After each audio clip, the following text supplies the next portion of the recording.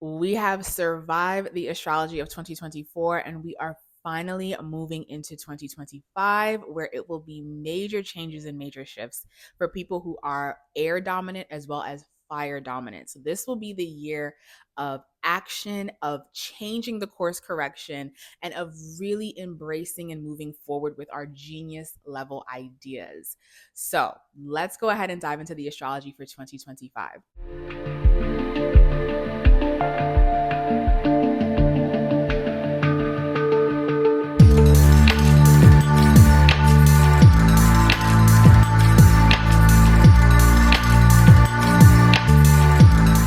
Greetings, YouTube family. My name is Sade. Welcome back to my channel, Hidden Alchemy.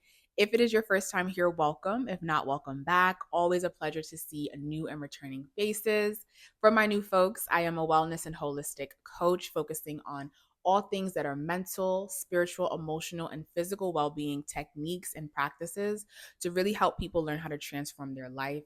And I especially do this with helping people understand astrology, helping people understand the transits in astrology, and learning how to use astrology to really understand the dynamics of your own personal chart, the transits that are happening, and how you can really alchemize and use the transits to the best of your ability. So, if you want more information on my coaching services and how I guide people on understanding themselves deeper through astrology, head over to my website, hiddenalchemybysade.com, and you'll find all of that information there. But in any case, let's go ahead and dive into the astrology for 2025. I am looking forward to this astrology. I think that 2025 is really going to be a game changer for a lot of us. I don't see 2025 being the year that we hit the ground running, but I definitely do see 2025 being the opening up. I really do feel like a lot of people are waking up and they're opening up to the fact that things are changing. Things are changing very quickly, very fast. And it's time for us to be leaders of our own life, especially with these major shifts that are happening in air and fire signs, which means it's going to be heavier masculine energy for the collective. And when I say masculine energy, it's really just putting the fire underneath our ideas, the fire underneath our dreams and our visions. I think that we've kind of been, a little bit in a bowl, in a sense of just kind of feeling what's happening, having tower moments after the other. And now it just feels like, okay, the tower moment has happened. You know what you need to let go of. It's very obvious in your face where you need to reinvent yourself. Now it's about getting the courage and finding the courage to move forward with these ideas for yourself. So let's go ahead and dive into the astrology for the year. I have my book here written where I've written everything down starting from January. So, January, the North Node will change signs, finally leaving Aries and moving into dreamy, intuitive Pisces, South Node hitting Virgo.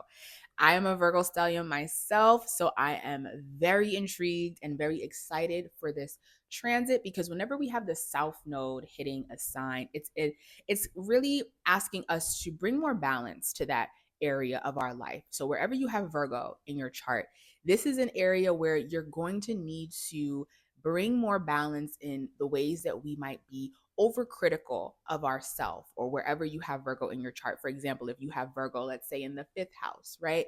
Where you might be overcritical of your artistic talents, of your artistic abilities, where you might be a little structured in terms of dating, and lean more into the Pisces side of not focusing so much on the details of things, but looking at the bigger picture, taking a moment to take a step back and see something for its entirety rather than just focusing on the detail. And in true Pisces fashion, understanding that the way things happen is the way that it's supposed to be. There's a reason for it, and it's okay to forgive and move forward. I definitely see forgiveness being a major theme with the North Node in Pisces, because anything pertaining to Pisces is when we are really dealing with the suffering of humanity, the suffering of ourselves, the suffering of others, and learning how to hold space on an emotional level for the collective, and most importantly for ourselves. So with the North Node moving into Pisces, South Node in Virgo, I really do feel like if there's any grudges, right? Virgo can be a grudge holder because Virgo energy likes to keep tally on what's not done well, what needs to be done better, what's not perfect, what's not this, what could have been this. And Pisces is just like, let it be. So I definitely do feel with the South Node in Virgo, there's a letting go of this need for things to be a specific way and leaning more towards acceptance, forgiveness, and compassion. I also do feel because Saturn has been in Pisces for some time, we have been maturing as a collective in the Pisces area of our chart.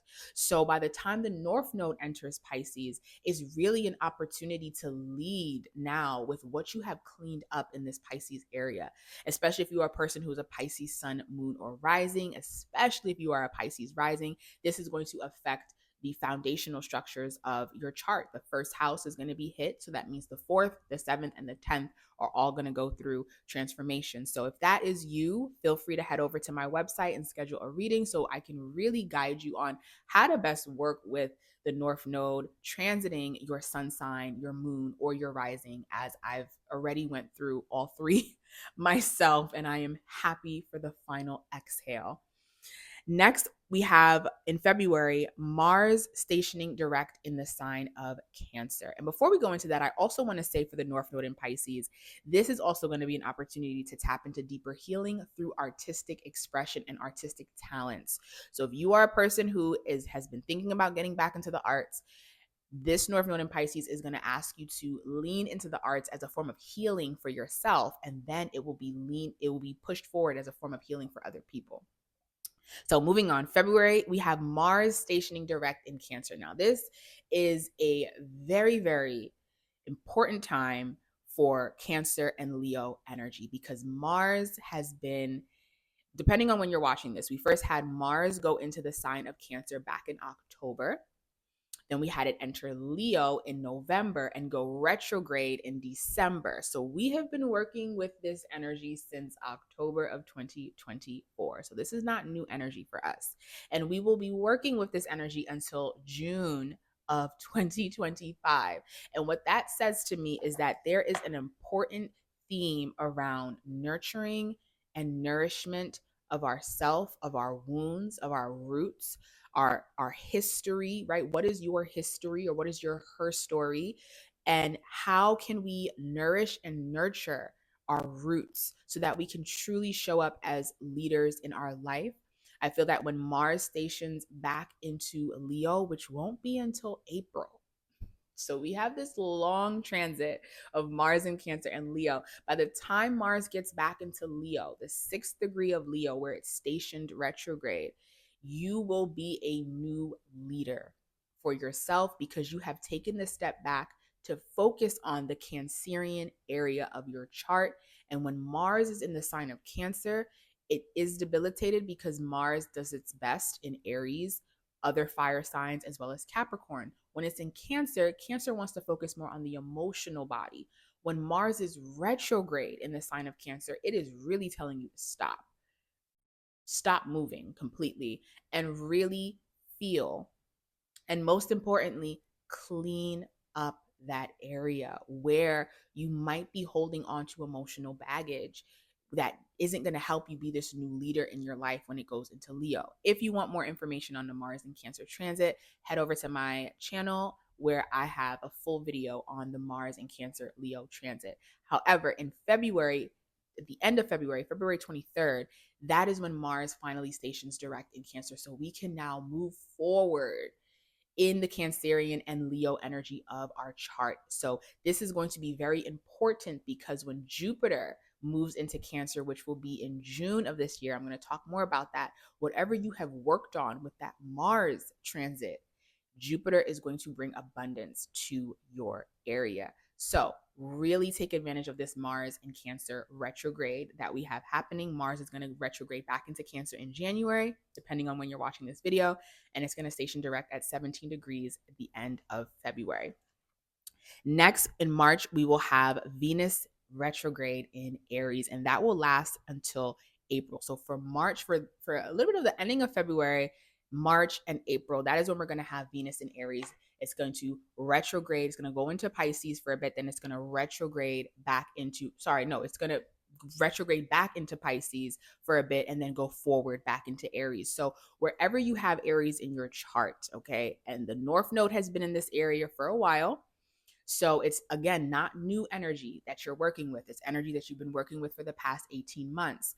When we're dealing with Venus, Venus is about harmony, it's about attraction, it's about magnetism, it's about balance. Okay. And it's also about money. Mars is the natural ruler of Aries, which is the opposite planet of Venus. So when you put Venus in a Mars ruled sign, it's really asking us to bring some balance between our masculine and our feminine energy, right? Where have you been overdoing it in terms of your action and your movement? And where do you kind of need to take a step back and allow yourself to receive? I think with Venus retrograde in Aries, it's really going to test how you really feel about yourself in terms of self-worth.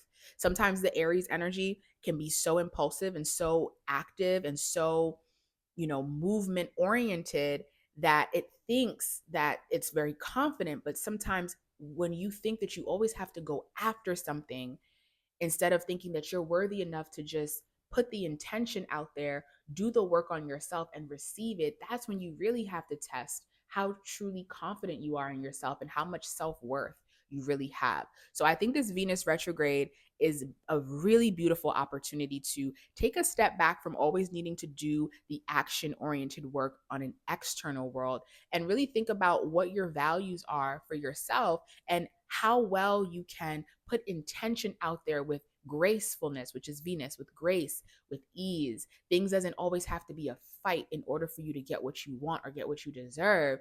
And give yourself the space to be patient enough, which is the complete opposite of Aries. Give yourself the space to be patient enough to receive, right? Because that's Venus. Venus wants to magnetize. It wants you to receive things. Now, the reason why this Venus retrograde is very, very important is because in the same month, Neptune is then going to move into Aries. And we're going to have this Neptune transit until 2039. Okay. And Neptune and Venus energy together is so dreamy. Neptune is the higher octave of Venus. And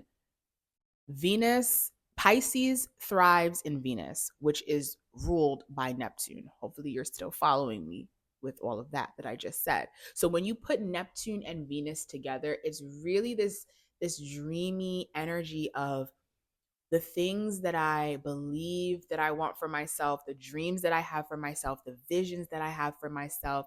You really get lost in the reality of it possibly becoming true. And when you allow the intuitiveness of Neptune and the dreaminess of Neptune and really just the playfulness of Neptune to allow yourself to envision things for yourself and what you want, and then you allow the energy of Venus to help you magnetize and bring it to yourself, and then you allow the energy of Aries to be confident in knowing that you are worthy of it and that you can have it just because I am, right? Then you can really create some serious magic for yourself. So this Venus retrograde is going to be met with Neptune moving into the sign of Aries, and that's going to be March until 2039. Neptune is going to still kind of go back and forth a little bit, but we are in the Neptune and Aries bubble. So people who have strong Aries energy, Aries sun, moon, or rising, I'm an Aries moon myself, so I am looking forward to this Neptune transit. Okay, this will be your year of from dealing with Chiron in Aries and dealing with the North Node in Aries, and now Neptune is in Aries. It's really like, okay, it's time for you to believe that the things that you want for yourself are possible. Know where you need to balance your masculine and feminine energy and start taking that action towards what you want for yourself because you are worthy and you believe that about yourself. Now, Aries is not off the hook because in May, Saturn moves into the sign of Aries. And again, Saturn is going to kind of do a dance with Pisces. It's going to go back into Pisces towards the end of the year and then officially be in the sign of Aries until 2028. Or actually 2025, 2026 until 2028. So yeah. So again, this is a longer moving transit and we're going to get a taste of it this year before it officially stations full time out of Pisces and then into Aries. So Pisces folks, y'all get a break in 2026 and then we get a taste of Saturn in Aries. And Saturn, Saturn doesn't like to be in Aries, but I find it very interesting because Mars does well in Capricorn, which is the planet ruler of Aries. But Saturn doesn't like to be in Aries because Aries energy likes to act and move and go. And Saturn is like, we need you to mature first. Aries is the first sign. So Aries energy is naturally immature. And I'm not saying Aries people are immature. I'm saying the energy of Aries is just naturally immature because it is the first. There's nothing that comes before it. So it just moves off of its own instinct. When Saturn is here, Saturn is like, hold up, I need you to mature. So I have to bring you situations that are going to build character so that you can mature in these Neptunian dreams that you have for yourself. And the reason why Saturn in Aries is going to be a beautiful combination with Neptune in Aries, because if Neptune was in Aries by itself, I see Neptune in Aries by itself as an identity crisis for the collective. I see a Neptune in Aries being a time where a lot of people are redefining who they are and going back to spirituality or philosophical studies for themselves, or just ways to heal the identity of self. But Saturn here is like, okay, you have these dreams, you have this vision, but let's take it back to practicality and let's take it back down to earth, because Neptune can be very out there. Aries is fire, it can be very out there. Saturn is like, hold up, let's get some structure involved, let's get some practicality involved, and let's mature a little bit so that you can actually have what it is that you want for yourself. I remember I heard this quote from an artist: your gift will not take you where your character cannot sustain you. And that is such a Saturnian thing. It's you have this gift, but you don't have the character yet. So you can't just rush to that dream. You can't just rush to what it is that you believe yourself to be. You have to just be practical and have the right boundaries so that you can build the character. So Saturn being here is really going to help to strengthen whatever Neptunian dream that you have for yourself in this Aries area of your chart. So it's definitely going to help for that Neptune and Aries transit. Next on the list, we have Pluto in Aquarius stationing retrograde, and that's happening in May. And the reason why this is important is because Pluto is another transit that's going to take a very long time in Aquarius. So right now, depending on when you're watching this video, Pluto is at 0 degrees of Aquarius. So by the time Pluto stations retrograde, it'll be only 3 degrees of Aquarius. So it's barely getting anywhere. So that means it's going to go retrograde all the way back until 1 degree of Aquarius. So all you really have to do to work with this transit is think about what major themes are taking shape in your life from about January to May, and know that when Pluto stations retrograde, those themes are going to come back into your view for you to work through and work on, and in true Aquarian fashion, reinvent. We have been working with Pluto in Aquarius for a long time, so I'm not going to spend too much time on this one. We've been working with this energy for a while. It's fully out of Capricorn, fully in Aquarius, so you already know where you want to reinvent yourself. You have been feeling this push since 2023. So with this retrogrades are always beautiful opportunities to redo what you might have missed, and to also understand something in a slower way. When we have a retrograde, it's the planet, it's not stopped in the air, it's not stopped in the sky, but it is slowed down, making it appear as if it has stopped. So you have this opportunity to understand something that you might have missed, which is going to help you shift and change the way that you act moving forward when the planet stations direct. So pay attention to what themes come up from January through May, because they're going to come right back up when Pluto stations retrograde. Next, we have happening in June, we have Jupiter moving into the sign of Cancer. Now, I'm really, really happy about this transit because Jupiter is exalted in Cancer. Jupiter loves to be in the sign of Cancer. And the reason I'm happy about this transit is because whatever, like I said, whatever you've been working on with that Mars in Cancer transit, Jupiter is now going to expand.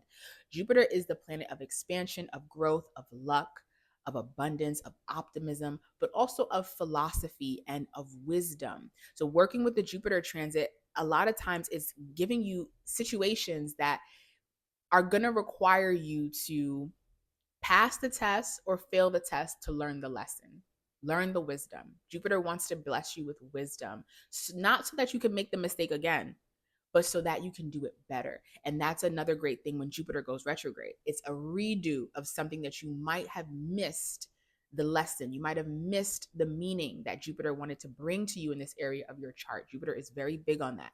So, with Jupiter in the sign of Cancer, it's such a great time to nourish and nurture the Cancer area of your chart. And when you do take the time to nourish and nurture that Cancer area, Jupiter is going to expand. Now, if you don't nourish and nurture the Cancer area of your chart, because that's just what Cancer means, right? To nourish and to take care of, Jupiter is going to expand it. Jupiter doesn't worry about whether something is good or bad. Jupiter just expands what is there.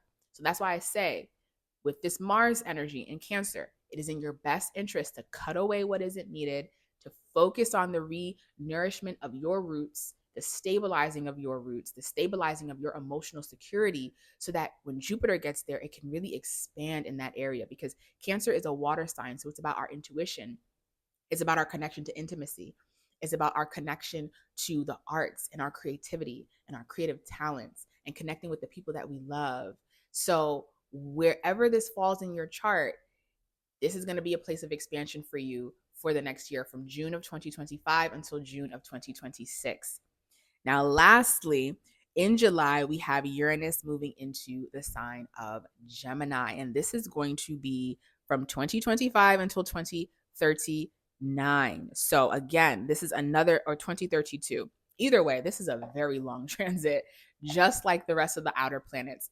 And Uranus is also going to retrograde back into Taurus for a little bit and then fully station direct in the sign of Gemini. So, this year is the year where major planets shift, but you're getting a taste. It's going to go back before it propels forward. So, with Uranus moving into Gemini, Uranus is the planet that rules Aquarius. Aquarius is right now with Pluto. So, with Uranus moving into the sign of Gemini, this is the time for your genius ideas to come to the surface, because Gemini is the intellect. Gemini is the gift of gab, the charismatic cat, master of nothing, but understands it all. And with Uranus there, Uranus is all about reinvention. So, wherever you have Gemini in your chart, you're going to go through a major reinvention in that area. And because Gemini rules ideas, we just had Jupiter. So Jupiter is still in the sign of Gemini right now, but Jupiter is going to leave Gemini and go into Cancer in June. So you've already been expanding this Gemini area of your chart. Uranus is going to come and shake things up like, let's go. It's time for you to reinvent. It's time for you to shake things up. It's time for you to move, depending on where you have Gemini. And because Gemini rules how we connect, it's time for you to connect to people in a very different way, a very nuanced way. Gemini also rules social media. So Uranus being the planet that rules Aquarius, Aquarius rules technology. Okay, Uranus in Gemini, Gemini rules social media. This is going to be a big shift for the collective into the era of social media. And something that I find very funny is, I know Google has this new project called Gemini, or I think it's like an AI tool. Start paying attention to the ways that AI, social media, and technology are really shifting and changing as we move forward, because the changes are going to happen very quickly, because Pluto is full force in Aquarius. Uranus is going to be full force in the sign of Gemini. And this is going to have a positive impact on all of the Saturn, Neptune energy in the sign of Aries, right? Because we have air and fire coming together. So things are going to change very quickly. So use this year of 2025 to acknowledge what these shifts are in your life, because many of these planets are going to go back and it's the sign that it was in before it fully stations direct towards the end of the year, and definitely by 2026. So 2025 is a game changer. We are pivoting, we are shifting course, and we are doing things differently, but it's officially going to hit 2026. But this is the year where you are getting a taste of what this shift is about to become. So I think major great things are on the horizon. I am not a person who likes to fearmonger when it comes to astrology. I like to look at the realisticness of it, but also look at the optimism and the abundance that we can make from these new transits and these new shifts and changes. So if you would like to see where these shifts and changes are taking place in your chart and how you can make the most out of 2025, head over to my website, hiddenalchemybysade.com, send me over a message, and we can schedule a reading consultation for you. And if you are someone who is interested in learning more about astrology and just learning about the basics, your sun, your moon, your rising, go ahead and send me a message on my website, and we can do that as well. But okay, everyone, I hope you have an amazing 2025. Feel free to reach out if you have any questions, and I will see you for my next videos.